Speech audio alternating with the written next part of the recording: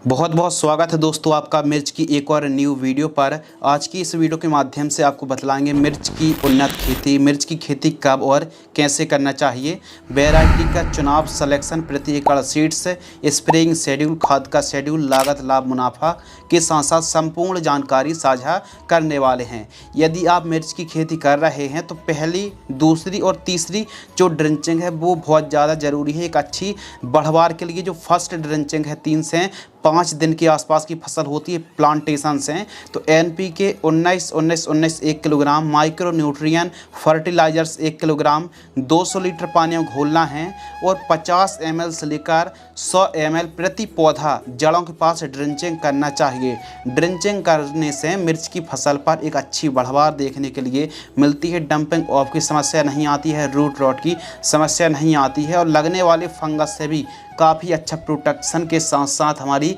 फसल एक अच्छी बढ़वार लेती है। सेकेंड ड्रिंचिंग 7 से 8 दिन के आसपास की फसल होती है तो कॉपर ऑक्सीक्लोराइड 50% वाली कॉपर ऑक्सीक्लोराइड लेना है 500 ग्राम।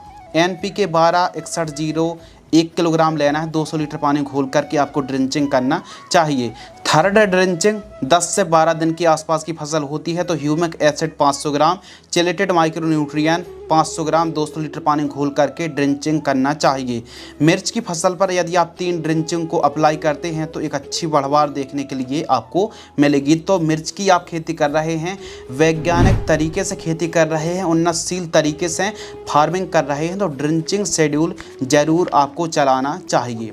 इसके अलावा दोस्तों बात करते हैं उन्नतशील किस्में, तो आप यदि हाइब्रिड वैरायटी का चुनाव कर रहे हैं तो महिको की नवतेज 319 वैरायटी को लगा सकते हैं।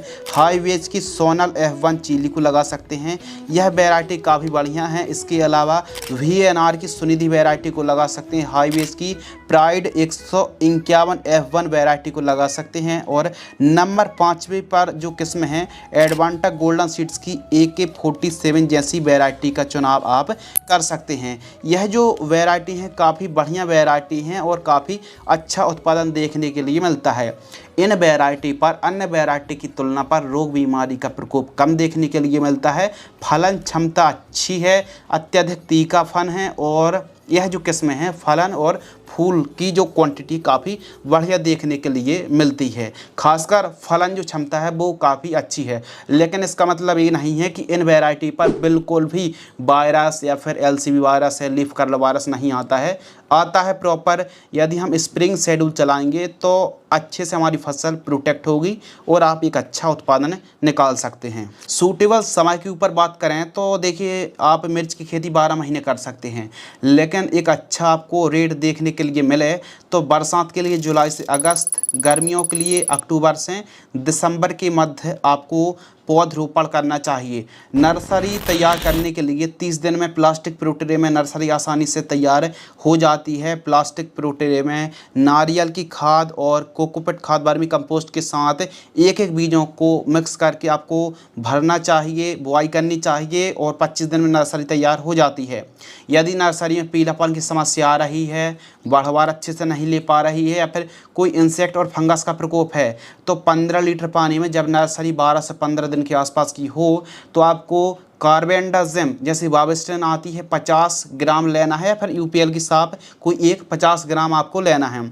इसके अलावा NPK घुलनशील खाद 19-19-19 100 ग्राम लेना है। सिजेंटा कंपनी की एक तारा दोस्तों आपको लेना है 10 ग्राम और ह्यूमिक एसिड ले लीजिए या फिर सागरिका ज़्यादा अच्छा काम करेगी। सागरिका लिक्विड आपको लेना है 30 ml।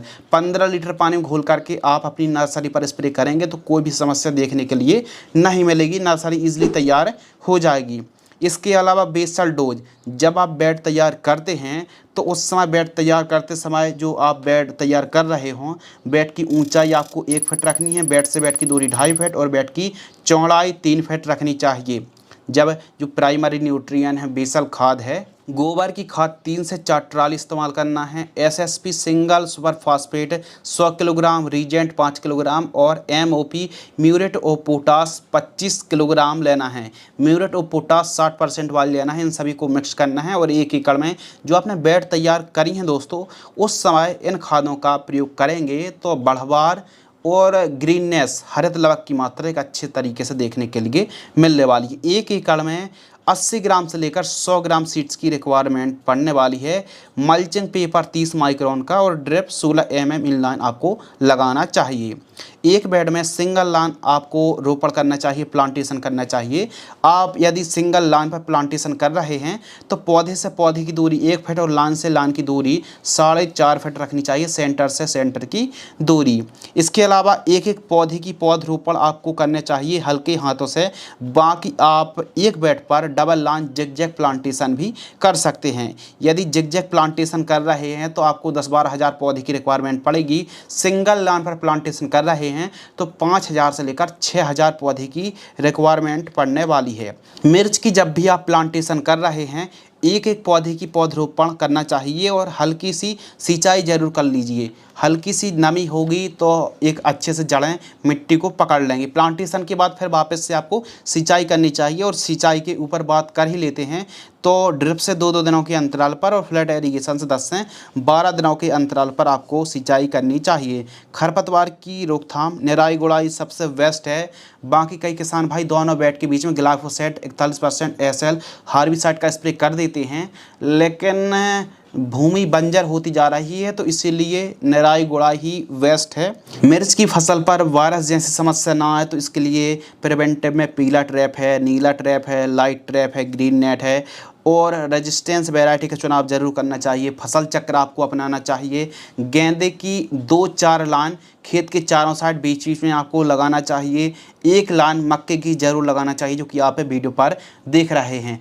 यदि आप गेंदे को लगाते हैं तो स्टिकी ट्रैप की भांति काम करती है। नेमेटोड्स पर भी काफ़ी अच्छा प्रोटेक्शन देखने के लिए मिलता है। तो गेंदे को आपको ज़रूर लगाना, मक्के को आपको ज़रूर लगाना है और मिर्च की बंधाई भी आपको ज़रूर करना चाहिए। मिर्च की आप खेती कर रहे हैं, यदि अच्छे से फलन जब क्षमता होती है, पौधे में ठीक तरीके से मिर्च लगती हैं तो हवा चलने पर पौधा टूट जाता है, तो बंधाई ज़रूर करना चाहिए। बांस के टुकड़ों की आवश्यकता पड़ेगी। 1000 से 1200 बांस के टुकड़ों की आपको रिक्वायरमेंट पड़ने वाली है। पैड वायर और सूतले की आवश्यकता पड़ेगी बंधाई के लिए। तो मिर्च की बंधाई ज़रूर आपको करनी चाहिए, जैसे आप शिमला मिर्च की बंधाई करते हैं ठीक है उसी प्रकार। मिर्च की फसल पर स्प्रेइंग शेड्यूल बहुत ज़्यादा ज़रूरी है, इम्पोर्टेंट है, अनिवार्य है। क्यों? क्योंकि मिर्च की फसल पर कई प्रकार की बीमारी का प्रकोप देखने के लिए मिलता है। क्योंकि इस फसल को यदि हम स्वस्थ तरीके से रखते हैं तो 8 से 9 महीने बड़े आराम से चल जाती है। तो देखिए कौन कौन सी समस्याएं आती हैं, उनका इलाज उपाय क्या है, यह टॉपिक सबसे ज़्यादा ज़रूरी है इस वीडियो में। तो ध्यान से सुनिए, समझिए और वीडियो को लाइक ज़रूर कर दीजिए। और यदि आपको यह वीडियो पसंद आती है तो सब्सक्राइब भी कर सकते हैं आप YouTube channel the advance agriculture को। मिर्च की फसल पर लगने वाली बीमारी कुछ इस प्रकार हैं। थ्रिप्स का प्रकोप देखने के लिए मिलता है। माइट्स, वाइट फ्लाई एक बहुत ही जिद्दी उड़ने वाला कीट है जो कि नुकसान पहुंचाता है। एफिड्स का प्रकोप देखने के लिए मिलता है। जैसिड्स का प्रकोप देखने के लिए मिलता है। सूखने की समस्या, विल्ट की समस्या दोस्तों आती है। लाल कद्दू बीटल, दीमक, वाइट ग्रब, फली छेदक, सेमिलूपर्स, बॉल वर्म का प्रकोप देखने के लिए मिलता है। मिली बग, डाईबैक, गलन, एंथ्रेक्नोज, लीफ स्पॉट, सुंडी, ब्लाइट, फ्रूट रॉट के साथ साथ LCV वायरस है, कोकड़ा रोग, बांझपन जैसी समस्याएं आती हैं। तो मिर्च की फसल पर जो कि आप वीडियो पर देख रहे हैं कई प्रकार की समस्याएं हैं। इनका जो उपाय है, इलाज है, यदि हम प्रॉपर स्प्रेइंग शेड्यूल चलाएंगे तो ना तो वायरस आएगा, ना तो थ्रिप्स माइट्स का प्रकोप देखने के लिए मिलेगा। चाहे थ्रिप्स पीली वाली हो या फिर हमारी ब्लैक थ्रिप्स हो, एकदम कंट्रोल होने वाली है। तो थ्रिप्स माइट्स और साथ साथ लगने वाली anthracnose fungus, powder mildew, downy mildew के साथ साथ सभी फंगस को आप कंट्रोल करने के लिए कृपया ध्यान से सुनिए स्प्रेइंग शेड्यूल। और जो स्प्रेइंग शेड्यूल है वो 15 लीटर की दर से बतलाएंगे। जो भी आप स्प्रे कर रहे हैं सिलिकॉन चिप को मिलाकर ही आपको स्प्रे करना चाहिए। फर्स्ट स्प्रे ट्रांसप्लांट से हमारी फसल 15 से 18 दिन के आसपास की होती है। नीम ऑयल 40 ml, एसिटाइमप्रिड 20% SP 10 ग्राम 15 लीटर पानी घोल करके स्प्रे करना चाहिए। सेकंड स्प्रे 25 से 26 दिन की फसल होती है तो सिजेंटा कंपनी की इक्तारा 10 ग्राम, कार्बेंडाजिम 50% WP 50 ग्राम 15 लीटर पानी घोल करके स्प्रे करना चाहिए। इस हिसाब से आपको स्प्रिंग शेड्यूल चलाना चाहिए जो कि वीडियो पर देख रहे हैं। थर्ड स्प्रे 30 से 35 दिन, फोर्थ स्प्रे 40 से 45 दिन, पांचवा स्प्रे 55 से 60 दिन, छठवा स्प्रे 70 से 75 दिन की फसल होती है और सातवां जो स्प्रे है 85 से 90 दिन के आसपास की फसल होती है। आठवां स्प्रे, नौवां, 10वां, 11वां, 12वां स्प्रे पर ट्रांसप्लांट से 180 से 190 दिन के आसपास की फसल होती है। तो रोगौर इंसेक्टिसाइड 30 ml, जिसमें डाइमेथोएट की मात्रा होती है 30 ml लेना है। एमामेक्टिन बेंजोएट 5% SG आपको लेना है 10 ग्राम। यूपीएल की साफ फंगिसाइड 40 ग्राम 15 लीटर पानी में घोल करके आपको स्प्रे करना चाहिए। 13वां स्प्रे 200 से 210 दिन की फसल होती है तो अदामा इंडिया कंपनी की फैलेथोरा इंसेक्टिसाइड 30 ml, BASF कंपनी की जैम्प्रो फंगिसाइड 40 ml, सिलिकॉन पाउडर 60 ग्राम 15 लीटर पानी घोल करके स्प्रेइंग करना चाहिए। तो इस हिसाब से आवश्यकता अनुसार हमने 12-13 स्प्रेइंग शेड्यूल बतलाए हैं। देखिए यह जो शेड्यूल जो स्प्रेइंग का शेड्यूल है यह स्टैंडर्ड शेड्यूल है। अब ऐसा नहीं है कि आपकी फसल पर भी इतने कीटों का प्रकोप है तो आप अपना लॉजिक लगा करके कम और ज़्यादा भी कर सकते हैं या फिर अंतर को गैप को बढ़ा सकते हैं। तो ज़रूरी नहीं कि सभी कीटों का प्रकोप हो, कीटों के हिसाब से आप ऑब्जर्वेशन करें, उस हिसाब से कीटनाशक का स्प्रे करें। अब कीटों की पहचान करने में आपको समस्या आ रही है तो हमने एक हाल ही पर कुछ दिन पहले एक वीडियो अपलोड की थी, कीटों का विज्ञान, कीटों की आइडेंटिफाई, कीटों की पहचान कैसे की जाती है। तो उस वीडियो को आप वॉच कर सकते हैं, लिंक डिस्क्रिप्शन में दी गई है। तो चलिए हम अपने टॉपिक पर आते हैं। हम बात कर रहे थे मिर्च की फसल पर यदि कीटों का प्रकोप थोड़ा कम रहता है तो अंतर को गैप को बढ़ा भी सकते हैं और यदि कीटों का प्रकोप है तो ऑब्जर्वेशन करके अपने हिसाब से कीटनाशक दवाइयों का स्प्रे आप चला सकते हैं। फर्टिगेशन शेड्यूल यानी न्यूट्रिशन जो शेड्यूल है, किस प्रकार हमको अपनी फसल पर न्यूट्रिशन प्रोवाइड करना चाहिए आवश्यकता अनुसार जो शेड्यूल है। यदि आप साधारण तरीके से खेती करते हैं तो जो फर्स्ट खाद है 20 से 25 दिन की फसल होती है। ध्यान से सुनिए और समझिए। यदि आप ड्रिप से खेती नहीं कर रहे, एकदम साधारण तरीके से खेती कर रहे, कोई मल्चिंग नहीं लगाई, कोई ड्रिप नहीं लगाई, तो उनके लिए खाद का शेड्यूल अलग है। फर्स्ट खाद 25 दिन के आसपास की फसल होती है, 20-25 दिन, तो micronutrient 3 kilogram, humic acid 1 kilogram, NPK 19-19-19 5 kilogram, इन तीनों को ठीक तरीके से मिक्स करना है। 1 एकड़ में आपने जितने पौधे लगाए हैं, पौधे की जड़ों से लगभग 2 से 3 इंच आपको दूर खुदाई करनी है। उसके बाद आपको खाद दे करके मिट्टी को फिल करके आपको सिंचाई करनी चाहिए। सेकंड खाद 40 से 50 दिन, इसके अलावा थर्ड खाद 80 से 85 दिन, फोर्थ खाद, फिफ्थ खाद, छठवीं खाद 180 से 200 दिन की होती है। तो अमोनियम सल्फेट और मैग्नीशियम सल्फेट का आपको प्रयोग करना चाहिए। यदि आप साधारण तरीके से खेती कर रहे हैं तो इस प्रकार फर्टिगेशन शेड्यूल चलाना चाहिए। यदि दोस्तों आप ड्रिप एरीगेशन से मिर्च की खेती कर रहे हैं, टपक सिंचाई से चिली फार्मिंग कर रहे हैं, तो फिर आपको साधारण खाद नहीं बल्कि वाटर सॉल्युबल फर्टिलाइजर्स का प्रयोग करना पड़ेगा। यदि आप ड्रिप से खेती कर रहे हैं तो वेंचुरी के माध्यम से इन खादों को आपको चलाना चाहिए। आपकी फसल प्लांटेशन के बाद 10 दिन से लेकर 50 दिन के आसपास की होती है, तो इस बीच में 10 दिन से लेकर 50 दिन तक है, इस 50 दिनों में आप इन खादों को चला सकते हैं। एक दिन में एक खाद चलाना है, फिर 3 दिन का अंतर आपको रखना चाहिए। जैसे NPK घुलनशील खाद 19-19-19 से 2 kilogram, NPK 12-61-0 2 kilogram, NPK 17-44-0 2 kilogram, humic acid 500 ग्राम, माइक्रो न्यूट्रिएंट फर्टिलाइजर्स 500 ग्राम। इन खादों को दोस्तों आपको 500 ग्राम जो क्वांटिटी आप वीडियो पर देख रहे हैं, इस प्रकार फर्टिगेशन शेड्यूल चलाना चाहिए 10 दिन से लेकर 50 दिन के बीच में। जो प्राइमरी हमारी खादें होती हैं या फिर प्रथम जो स्टेज की जो जब वनस्पतिक स्टेज पर हमारी फसल होती तो उस समय इस कॉम्बिनेशन को चलाना चाहिए और एक दिन में एक खाद प्रयोग करना है, फिर 3 दिन का आपको अंतर रखना चाहिए था फर्स्ट कॉम्बिनेशन। सेकंड कॉम्बिनेशन हमारी फसल 50 दिन से लेकर या फिर 50-55 दिन से लेकर लगभग 80 दिन के आसपास की होती है, तो 4-4 दिनों के अंतराल पर इन खादों का प्रयोग करना चाहिए। जैसे NPK 0-52-34 है, NPK 13-40-13 है, इसके अलावा 12-61 को भी चला सकते हैं, 17-44-0 जैसी खादों को चला सकते हैं। ह्यूमिक एसिड, माइक्रोन्यूट्रिएंट, कैल्शियम यदि आप नाइट्रेट का प्रयोग कर रहे हैं तो 2 किलोग्राम, बोरॉन का इस्तेमाल कर रहे हैं तो 500 ग्राम, ह्यूमिक एसिड का प्रयोग कर रहे हैं तो 500 ग्राम एक बार में, और माइक्रोन्यूट्रिएंट का प्रयोग कर रहे हैं तो 500 ग्राम 1 एकड़ में वेंचुरी के माध्यम से 4-4 दिनों के अंतराल पर पर प्रयोग करना चाहिए। ध्यान रखिए, एक दिन में एक खाद ही आपको चलाना चाहिए। बीच बीच में किसी भी स्टेज पर आप चला सकते हैं, जैसे ट्राइकोडर्मा, लेकिन ट्राइकोडर्मा का प्रयोग कर रहे हैं तो अकेला ही आपको प्रयोग करना चाहिए। और हाँ, सीवीड एक्सट्रैक्ट का भी आप इस्तेमाल कर सकते हैं। इसके अलावा जब हमारी फसल 90 दिन से लेकर 90 दिन के बाद भी आप इन खादों का इस्तेमाल कर सकते हैं। 90 दिन या 90 दिन के बाद जब तक आपकी फसल चलती है इन खादों का प्रयोग करें, जैसे NPK 0050 से NPK 13045 खादों को चला सकते हैं। यदि आप NPK 0050 को चला रहे हैं तो 4 किलोग्राम, NPK 13045 को चला रहे हैं तो 4 किलोग्राम, मैग्नीशियम सल्फेट को 4 किलोग्राम चलाना है, अमोनियम सल्फेट को 4 किलोग्राम, कैल्शियम नाइट्रेट को भी आप चला सकते हैं लगभग 3 किलोग्राम। तो इस हिसाब से बीच बीच में चिलेटेड माइक्रो न्यूट्रिएंट है, चिलेटेड जिंक है, सल्फर है और फेरस सल्फेट, इनका प्रयोग करना चाहिए। फेरस सल्फेट चला रहे हैं तो 1 किलोग्राम 1 एकड़ में वेंचुरी के माध्यम से आपको चलाना चाहिए। लेकिन बीच बीच में जिब्रेलिक एसिड है, सीवीड एक्सट्रैक्ट है और ह्यूमिक एसिड है, ट्राइकोडर्मा है, माइकोराइजा है, इनका प्रयोग आपको जरूर करना चाहिए। यदि आप चाहते हैं कि ज़्यादा रासायनिक खादों का प्रयोग ना करना पड़े तो इसके लिए बीच बीच में आप जीवामृत है, इसके अलावा बीजामृत का प्रयोग कर सकते हैं। और भी ऑर्गेनिक तरीके से जो भी खादें आती हैं उनका प्रयोग आपको ज़रूर करना चाहिए, इससे पैदावार बढ़िया देखने के लिए मिलती है।